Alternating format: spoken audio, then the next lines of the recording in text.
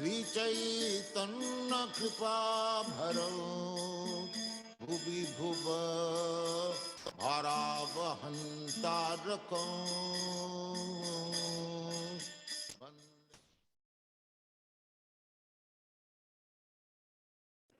Om Ajnana-timirandasya Jnananjana Salakaya Chakshurun Militam Yena Tasmai Shri Gurave Namaha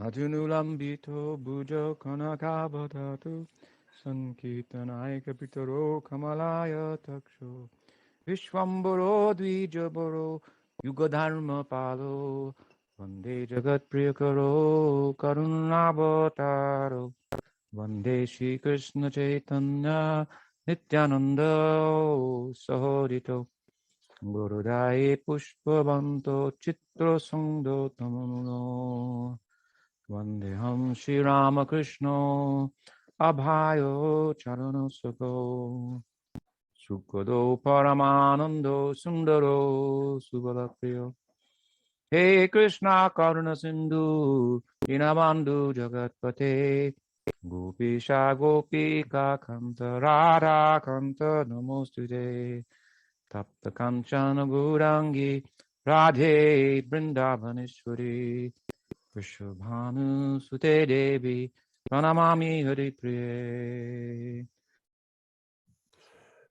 Shri Gaudiya Vaishnav Guru Parampara Ki Jai, Srila Jiva Goswami Ki Jai, Sat Sandarbha Ki Jai, Anantakota Vaishnavinda Ki Jai.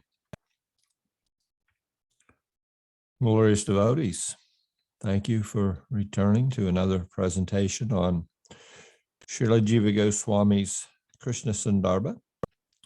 We were continuing with our discussion today regarding the Fourfold Army in support of the Paribhāṣā Sutra. This Fourfold Army is in complete support of the statement Kṛṣṇa stu Bhagavan Swayam, which is the Paribhāṣā Sutra, or the key for understanding the entirety of the core message of Srimad Bhagavatam. So we have covered with Srila Jiva Goswami, beginning with supportive statements.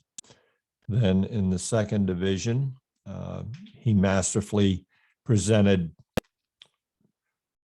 excerpts from the Bhāgavata, showing that Krishna was the main subject in all the major dialogues. And now we come to the third and fourth divisions, which are packed together by Sri Jiva Goswami, dealing with hermeneutics.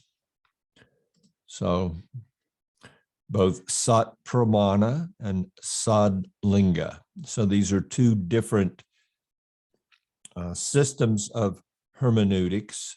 And of course, to go back to the definition of hermeneutics, hermeneutics is a theory and methodology of interpretation, especially the interpretation of scriptural texts, wisdom literature, and philosophical texts. Hermeneutics is more than interpretive principles or methods used when immediate comprehension fails, and includes the heart of understanding and communication. So the application of hermeneutics is being pointed out in the definition itself as requiring some mastery of the subject matter. And this is in a general definition. So how much more it applies in looking at hermeneutics in relationship to the Bhāgavata and the other scriptural texts in the Vedic pantheon. So to reread, we just got started in the last class. We'll reread the beginning Anucchedas, and we'll start on a deep dive, which will be as deep as the limited intellect of the presenter is able to take you in explaining these particular Anucchedas. So just so we know, first, Jiva Goswami is going to deal with Sat-Pramāṇa, and he's going to employ hermeneutics examples from the Mimamsa school. So karma Mimamsa is that school of wisdom wherein the ultimate objective of the practitioner is karma or karmic activity, and those karmic activities are conducted by drawing from the Vedic texts, the proper procedures for sacrificial sacrifices and sacrificial offerings, so that a good result can be attained and one can attain happiness through that result, or a bad result can be eliminated in some instances if one has transgressed the laws of Scripture. A sacrifice can also be conducted in that context also. So that's the one hermeneutic set, which is called Sat-Pramāṇa. And there's also a little bit of the introduction of the Ṣaḍ-liṅga. And the Ṣaḍ-liṅga has already been presented in the Paramatma Sandarbha. And this also is dealing with scriptural interpretation according to certain principles. So first, we'll deal with those principles, which he is drawing from the hermeneutics and how they can be applied. So really what Jiva Goswami is doing is he's showing that, okay, we have a Paribhāṣā Sutra. It's the key to understanding the primary pramāṇa or evidence for scriptural sambandha, abhideya, and prayojan for the spiritual practitioner whose ultimate objective is attainment of prema bhakti as delineated through the gracious dispensation of Sri Chaitanya Mahaprabhu. So he's shown the Paribhāṣā Sutra. He's dealt with that. Now he's fortifying the position of the Paribhāṣā Sutra in relationship to the primary scripture of the Gaudiyas, which is the mature commentary on the Vedanta Sutra by the author himself, Srila Vyāsadeva. And that commentary is the Srimad Bhāgavatam. Generally, in looking to the Vedanta Sutra, a commentary is presented by the head of a sampradaya in accordance with the conception of spiritual attainment that particular sampradaya is trying to attain. That the prayojan, what is the prayojan? So generally the prayojan in any spiritual practice is liberation from pain and suffering of material existence. But that prayojan is presented differently, as we know, according to the angle of vision. Vedanti tat-tattva vidas tatvamyas jnanam advayam, that non-dual absolute can be approached as Brahman, Paramatma, and Bhagavan. And once we come to the conception of Bhagavan, then there are so many manifestations of the Supreme Lord with qualifications, with qualities, and different schools aspire to service to that one Supreme Being and approach him differently according to attaining a relationship of service with him. So let us begin the 74th Anuccheda. So now we're analyzing the Bhāgavata itself according to the 6 pramanas, and he's going to go over the pramanas, present them to us, go into them in depth, and show how they're applied to the narrative of the Srimad Bhagavatam, and how they're also have been applied by the Mimamsa school in attaining the appropriate conclusion through application of pramans to the Vedic presentations, so that a sacrifice can be successfully conducted. So in this way, it has been established that the unanimous intent of both the chief hearers and speakers of the Bhagavat is Sri Krishna. Now, the same conclusion will be validated by the 6 hermeneutical indicators of textual analysis, praman, such as śruti, direct statement, linga, inferential mark, or word denotation, and so on. Then he first breaks out the first of these 6 indicators, śruti. Śruti is a direct statement. Direct statement, defined as an independent declaration, has already been shown in the statement, Krishnastu Bhagavan Swayam. Then he goes on to give us an overview of linga, inferential mark, the inferential signifier, linga, which has the power to support the independent declaration, is to be recognized in verses such as the following. While Brahma looked on, all the cowherd boys immediately appeared to him with dark complexions like that of a rain cloud and adorned in yellow silken garments. So it's an inference. We have to apply the key, the śruti statement, in order to come to the correct conclusion regarding this Brahma Vimohan Leela and what Brahma actually experienced. And what he experienced is he saw the cowherd boys and the calves.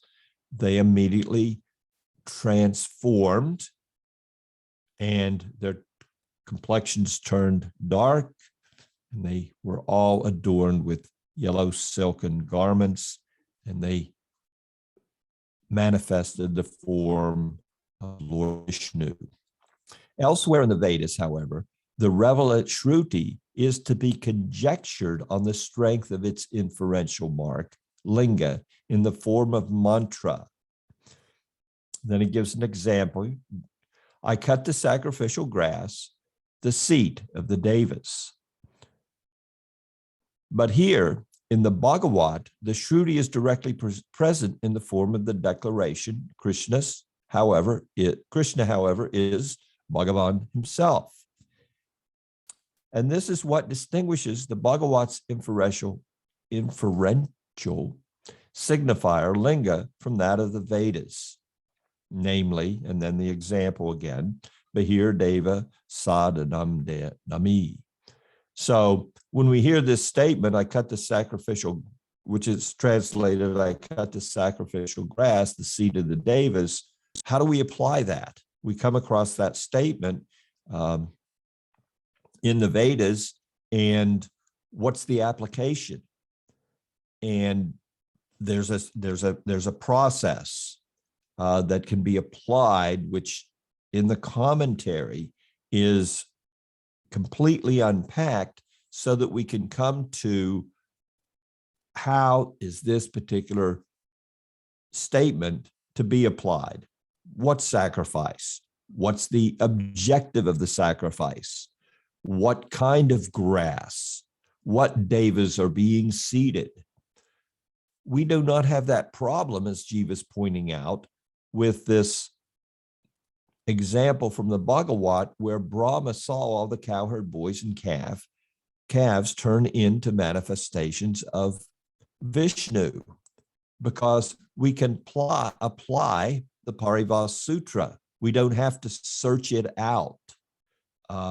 It's already been established at the very beginning of the book. So from the commentary, we'll just bring out a little bit here. Srila Jiva Goswami now begins a new investigation to validate the same conclusion, analyzing the subject of the book from the 6 hermeneutical indicators described in the Jaimini-sūtra. And then he quotes from that sutra. When direct statement, śruti, inferential mark or word meaning, linga, sentence or syntactical connection, vākya, context or independence, prakaraṇa, position or order of words, sthāna, and name, samākhyā, are present simultaneously, each member is progressively weaker in interpretive force because of increasing remoteness from the meaning. So here in this sutra, the application of the hermeneutics is being explained, and the hierarchy of the various pramāṇas is being established, that a direct statement in the scripture carries the most weight.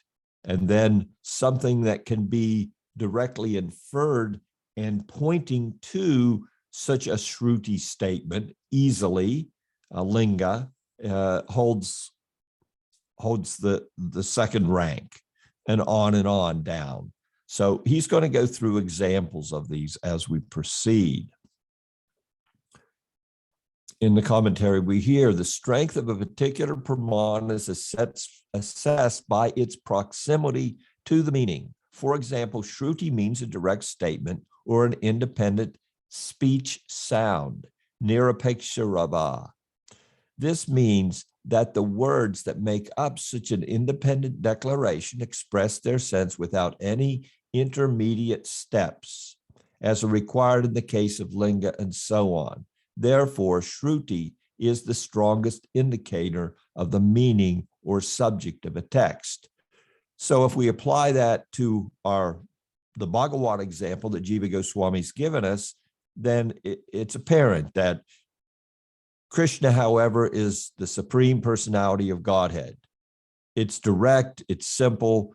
We don't need any more explanation. He is the topmost manifestation of divinity, and it's pointed out there at the beginning of the book, Krishnastu Bhagavan Swayam. Now, if we take the example Jiva Goswami's given for a linga, then we look to the experience of Brahma, and because of the nature of the experience, that he immediately saw those forms manifest, their form was changed into Vishnu's, then he could immediately conclude from that experience that this little boy Krishna, who he tried to bewilder, has to be the Supreme Personality of Godhead, because from him, he has to be the Amsi, because all these different Amsas, the Vishnu manifestations, have sprung forth from him, initially springing forth as his associates and the calves, and then changing forms into Vishnu manifestations directly before Brahma's vision. A little bit more here. I recognize that this is a little bit thick, but it's interesting because we see, even in modern day Gaudiya Vaishnavism, that sometimes things are not properly presented.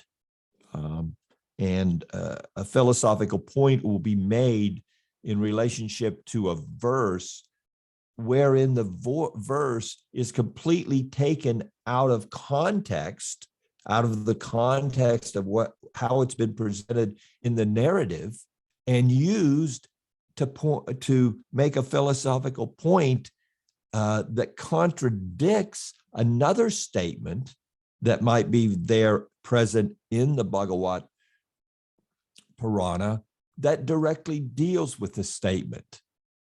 So which of those two carry more weight? Well, we have to first, what are those statements that make up the core siddhanta of the sampradaya? And those śruti statements, one that I see, and I've always pulled from my spiritual master's commentary in regards to the jiva and the jiva following from Vaikuntha, in the place in the Bhagavatam where it is directly said, the question comes up, Yudhisthira says, in relationship to Jaya and Vijaya falling to the material world, he says, I can't believe it. It does not correspond with the overall understanding of the nature of Vaikuntha. And in that commentary, His Divine Grace, A.C. Bhaktivedanta Swami says, where he comments on this verse, it is a fact. No one falls from Vaikuntha. Now, he's made other statements that in other places, primarily not in his commentaries, but in other situations, preaching situations, where he said there is the possibility of a fall from Vaikuntha due to envy. So in those preaching circumstances, they do not carry as much weight as the statement he made directly in the Bhagavata commentary dealing directly with the subject matter. This is where hermeneutics and at least a superficial understanding of it and how it's applied by religious scholars to arrive at the appropriate conclusion and understanding of scriptural statements plays a part and can be advantageous to us. We may not be able to master all the details of how to apply it, which may require entering into a deep and comprehensive understanding of all the schools, the different philosophical schools, and what their conclusions are, and what scriptures they rely upon for those conclusions, and how they apply the rules to where we have a comprehensive grasp of how to properly apply hermeneutics in arriving at the proper conclusion. But at least to know that is there in the background, and to have a grasp of it, and to be able to just when needed, when necessary, do a deep dive and bring out the books, understand the hermeneutic principles. If we ourselves may want to fortify our understanding, and not only fortify it, but be able to feel confident that the conclusion that we have arrived at is one that's supported both by śruti, by linga, by all of these different hermeneutic principles when and if it is required. So the commentary continues. Again, it's a little thick, but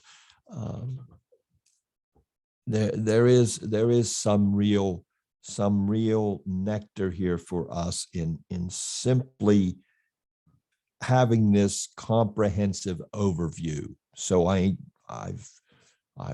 brought into the visual presentation the entire Anucchedas, and we'll read through them. And as best I can, I will explain what I can. And hopefully we can come out of this on the other side with a little bit of a comprehensive insight. If it wasn't significant, believe me, Srila Jiva Goswami would not have used it as the third and fourth fortifier of the Paribhāṣā Sutra. Linga, or inferential mark, refers to the power of words to denote some particular idea. This power is the conventional meaning conveyed by the words. Vākya, or a sentence, is a syntactically connected utterance. It is the pronouncing together of two or more words expressing subsidiary or principal meaning. Prakaraṇa, or context, involves what is known as ubhaya kaṅkṣa, the interdependence, expectancy, or mutual need for complementarity existing between two or more sentences. Sthāna, or position, refers to the order in which words appear in a statement. Samākhyā, or name, is a word understood in its etymological sense, which is of two types, Vedic or idiomatic. The difference between śruti and samākhyā is that śruti provides the conventional meaning, ruti, while samākhyā gives the etymology. These 6 indicators help to determine the relation of subordinate and principal elements in an injunction, viniyoga vidi. We'll go a little deeper into these as we proceed. Some more here. The object of all of these 6 pramānas is to convey viniyoga, or application within the context of Vedic rituals. So again, he's pulled from the Mimamsas these particular pramānas, and he's saying here that their primary purpose is used in determining the proper application in the context of performing a Vedic ritual, a Vedic sacrifice. The need for viniyoga arises because the process of executing a ritual act, dharma kriya activity, dharma, how to do dharmic activities, such as yajna, is not always laid out clearly in a step-by-step manner. Different elements of the procedure might be found in different places in the Brahmana and Samhita literatures. So of the 4 divisions of the Vedas, these 2 divisions, the Brahmana and the Samhita, contain the appropriate directives for performing sacrifice and yogic ritual, dharmic ritual. And as pointed out here, sometimes the scriptural presentations don't lay everything out step by step. This is done, then this is done, then this is done, and these gods are petitioned, and these mantras are chanted, and this particular priest does this while this priest is doing that, while that priest is doing something else. Very complex system. I mean, if you're going to petition the rulers of the universe or the Supreme Lord, what to speak of petitioning the Lord himself through a sacrificial practice, you want to get it right. So this is why the Mimamsas are so keen on how to put the pieces in proper order and draw the appropriate conclusions so that there's the proper execution of the actions, the kriya, for the attainment of appropriate or beneficial dharma. And when it's not directly in front of them in a śruti statement, therefore they have to come to conclusions, and they use this set of principles in arriving at the conclusion by study of the scripture.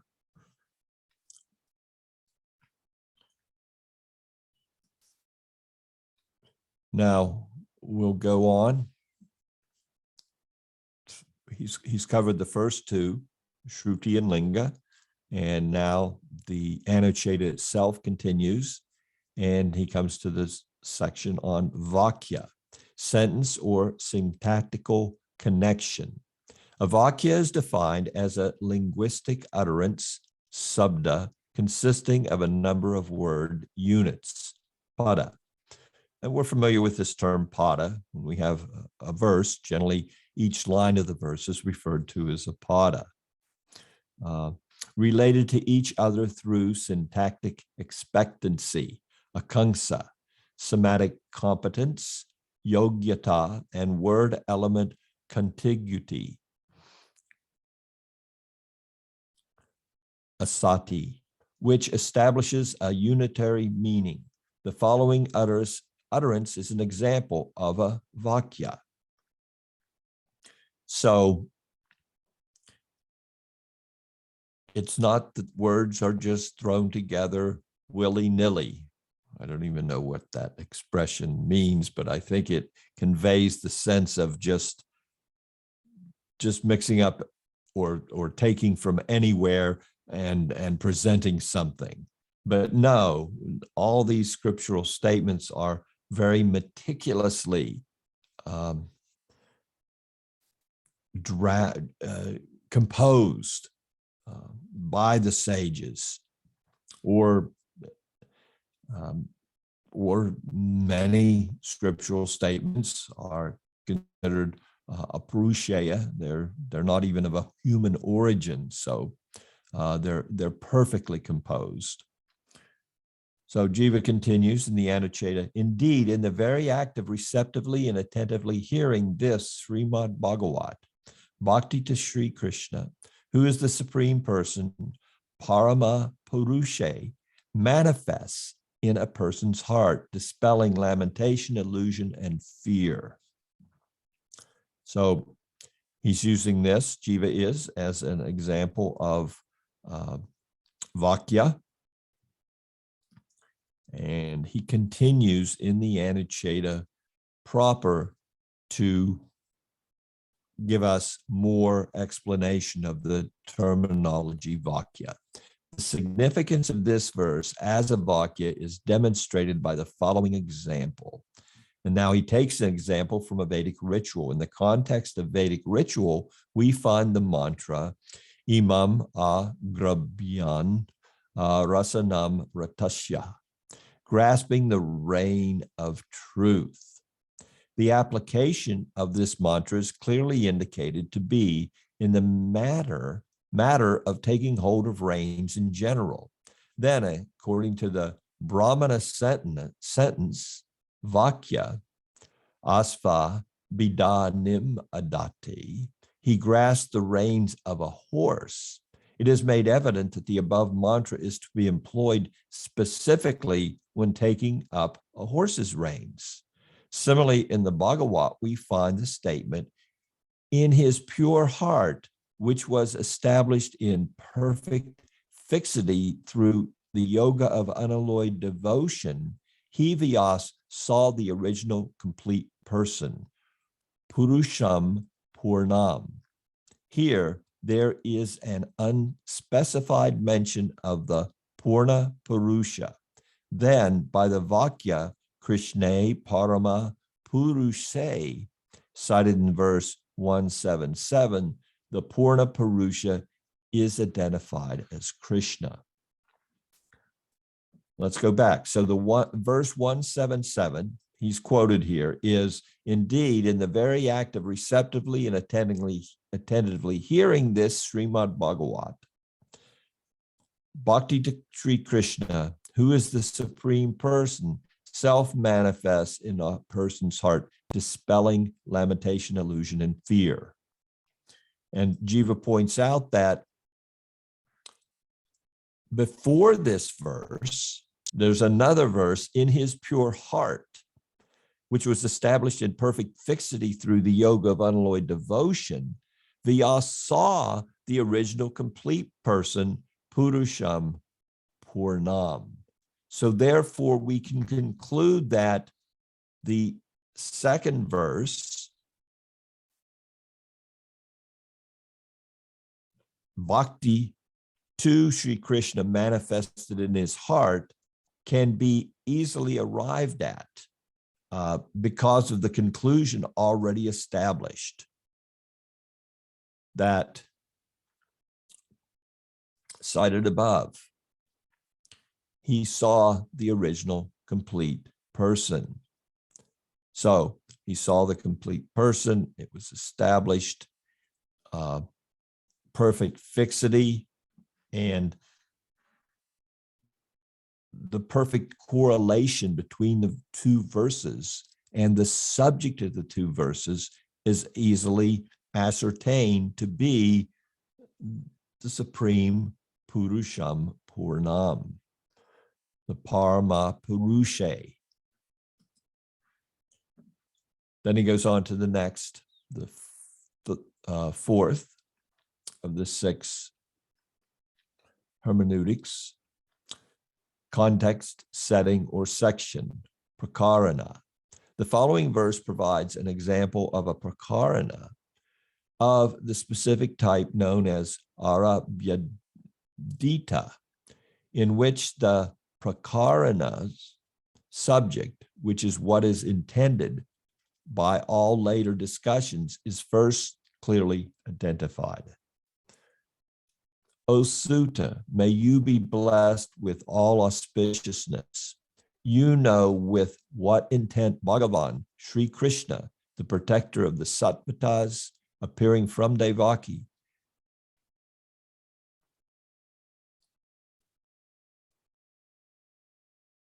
the wife of Vasudeva. So, O Sutta, may you be blessed with all auspiciousness. You know with what intent Bhagavan, the protector of the Sattvatas, appeared. What was the intent of his appearance? So this is in the 12th verse of the very first chapter of the Bhagavatam. And now it's explained.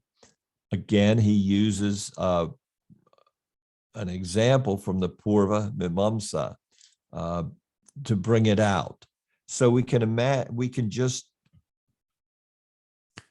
by logical conclusion, determine that Jiva Goswami's audience has a familiarity with the Vedic approach and its application in regards to performing sacrifices. An example is first given from Purva Mimamsa of a arabhyadita prakaraṇa to show how later discussions are contextually connected with and hence determined by the prakaraṇa's opening statement. Just as in the direct statement, śruti, one should sacrifice by darsha and purnamasa. By use of the instrumental case, the means karana by which the result is to be effected is specified as the darsa purnamasa, sacrifice by virtue of the context prakaraṇa.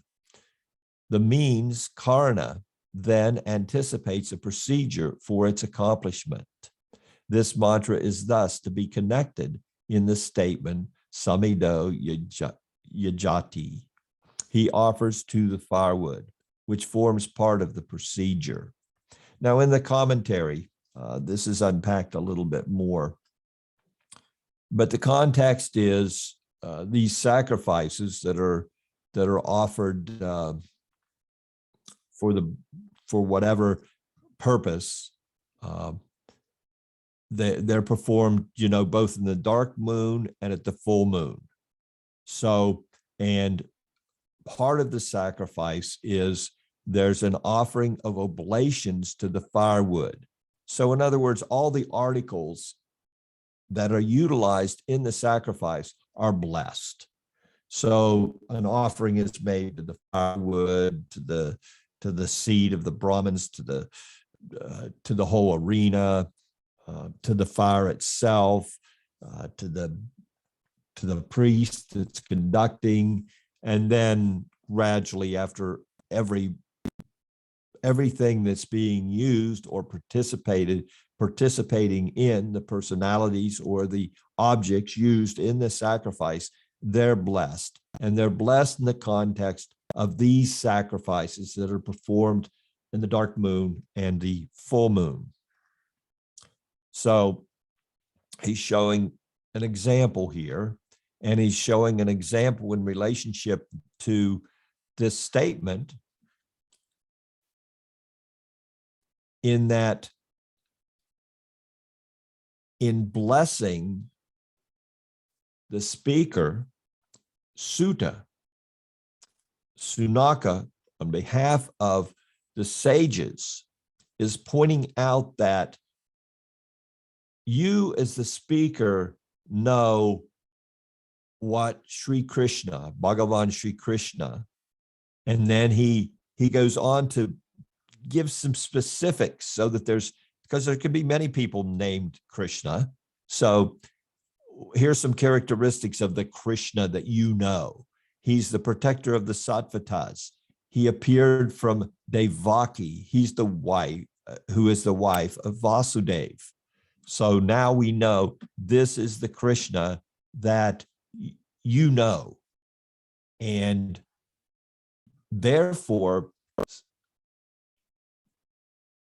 subsequently, when those sages place the questions before Sutta Goswami, it can be naturally, according to the setting and the context, understood that those questions are related to Bhagavan Sri Krishna.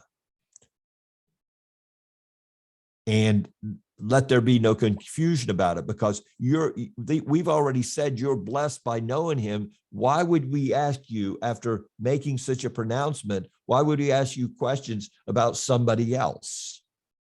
It doesn't make sense. But in this context, in this setting, in this section of the presentation of the Bhāgavata Purana, it's all neatly presented, and we can know what those questions are in relationship to, even if the subject is not clearly defined by the application of the hermeneutic principle of prakaraṇa.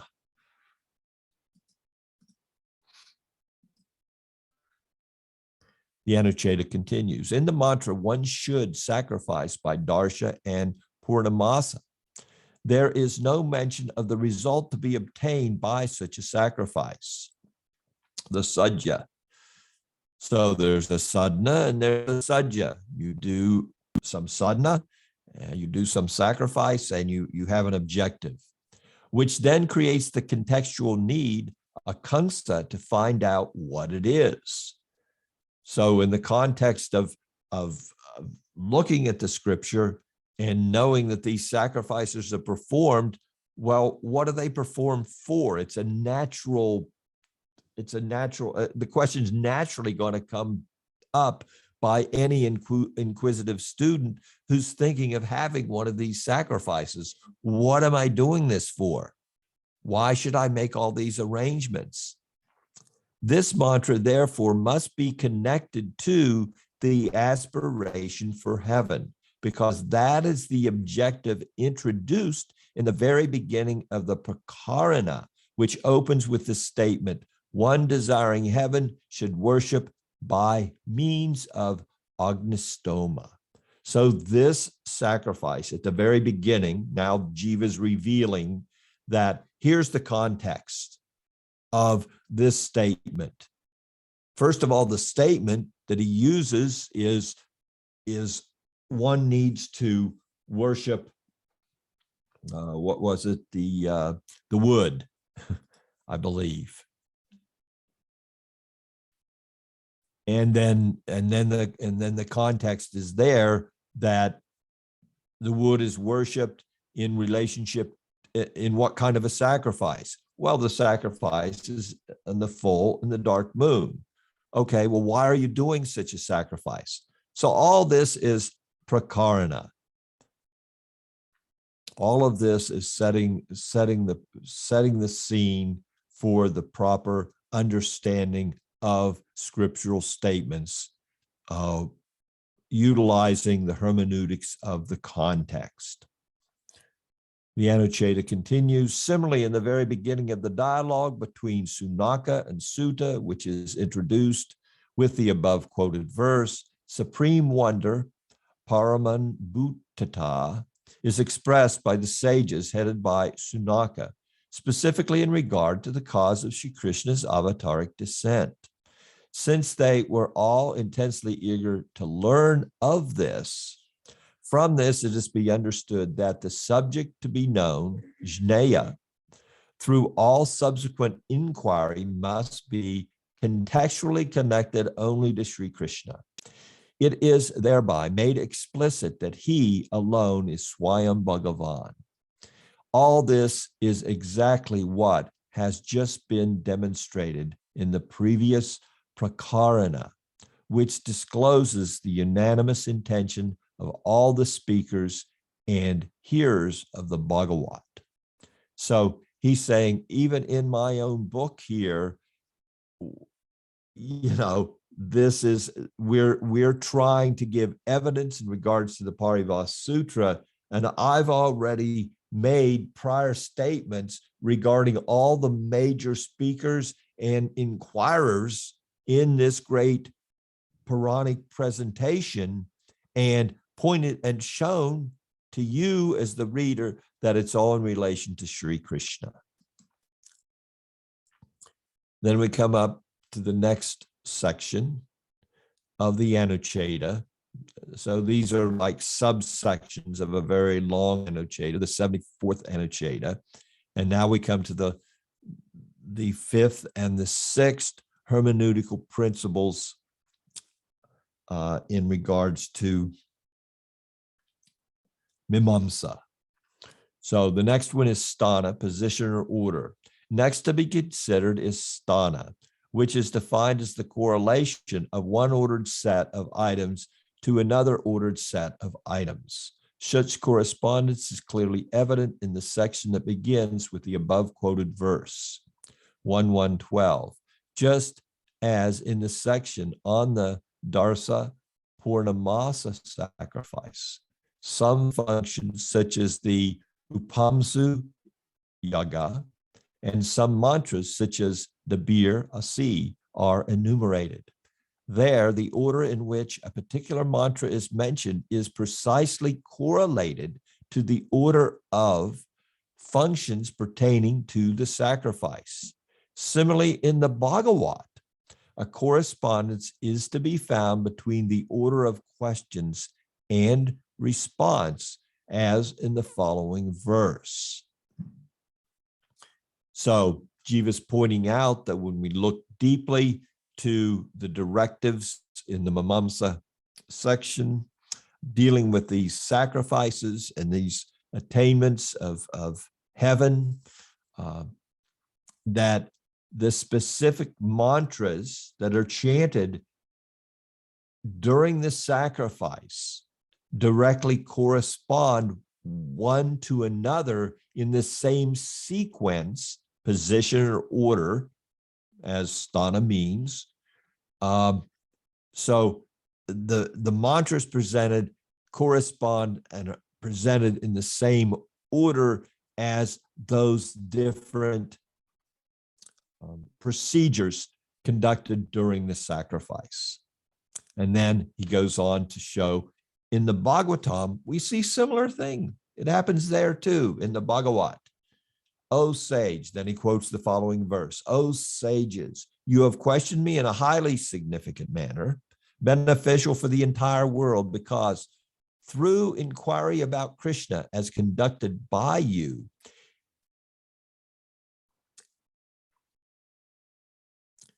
is itself that by which complete fulfillment of the self comes into being.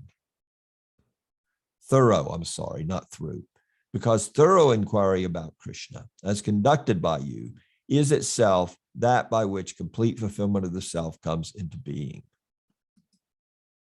In this verse, the word Krishna mentioned in response to the first question indicated earlier in the Bhāgavatam is understood to correlate to he who was designated there as the one born of Devaki.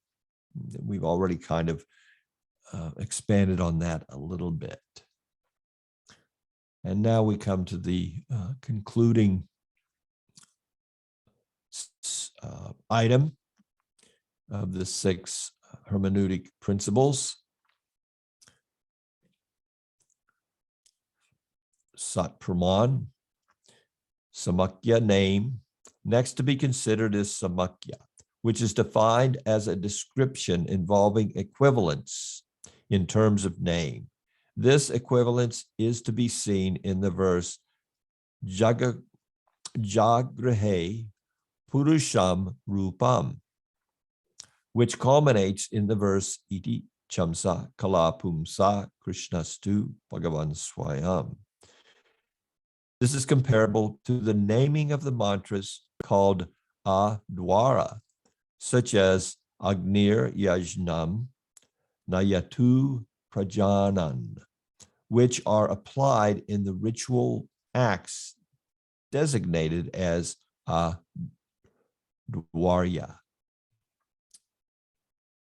the duties related to the Adwaryu priest.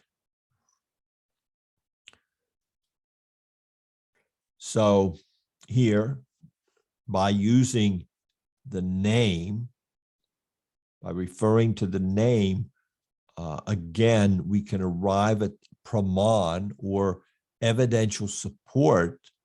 And we look to the Bhāgavatam, we see at the very beginning, the first verse of the 3rd chapter speaks about the Purusha manifestation.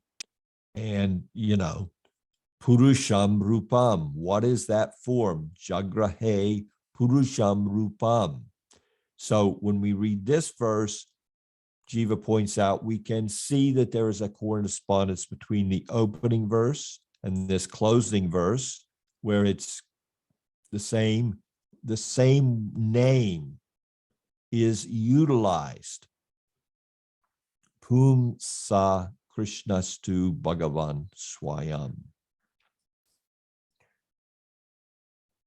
So a little commentary in regards to these last 2 items. The 5th pramana is called sthāna, or correlativity in terms of position. It is also sometimes called krama, or order, because it refers to the one-to-one correspondence, yatha samākhyā, existing between 2 sets of items. When 2 things are found together in a common location, or on this account, become related to each other as principal and subordinate elements, such a relation is said to be determined by the interpretive principle known as Ṣaṭ-pramāṇa. Sutra remarks that Sunaka's questions pertain specifically to Krishna. Yet, there have been numerous individuals named Krishna throughout history. So, to which Krishna is he referring? This is settled by the hermeneutic principle known as yatha samākhyā, or krama praman. Earlier, Samākhyā had expressed his eagerness to learn the reasons for the appearance on earth of Krishna, the son of Devaki and Vasudeva.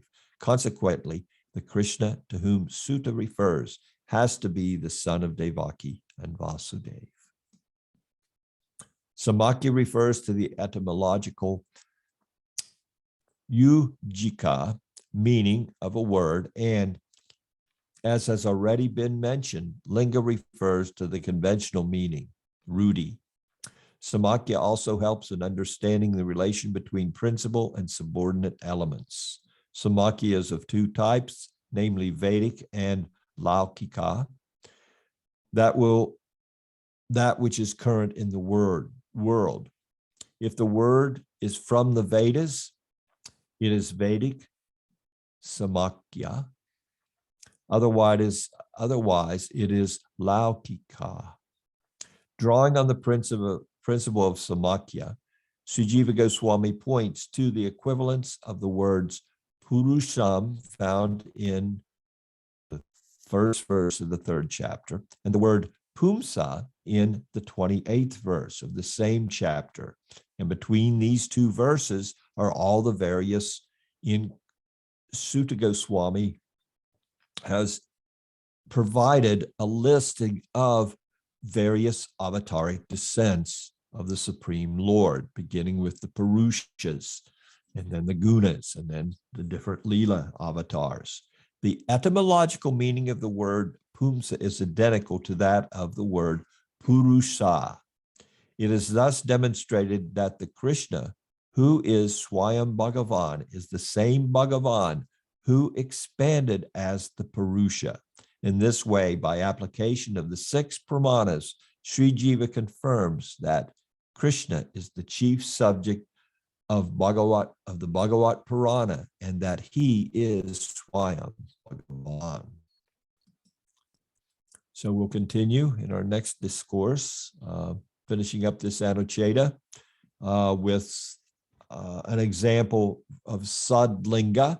This is another set of hermeneutics, and he points out that he's already discussed this set in the Paramatma Sandarbha, and here he just uses, I believe, 1 or 2 of them to again fortify our understanding of the significance of the Paribhāṣā. And we can see this is further fortification of the Paribhāṣā, that whatever way you look at it, direct statements, supporting statements, even the application of the different systems of hermeneutics, we can arrive at no conclusion other than the entirety of the presentation of the Bhāgavata Purana is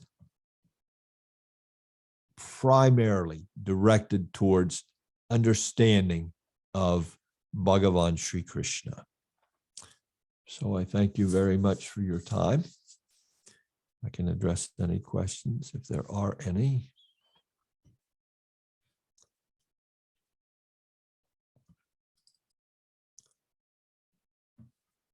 Otherwise, I thank you so very much. Panchakalpatubhischa, Kripasindabevacha, Patitanam Pavanebhyo, Vaishnavajya Namo Namaha. Hare Krishna. Srimad Dulal Chandra Prabhu ki jai.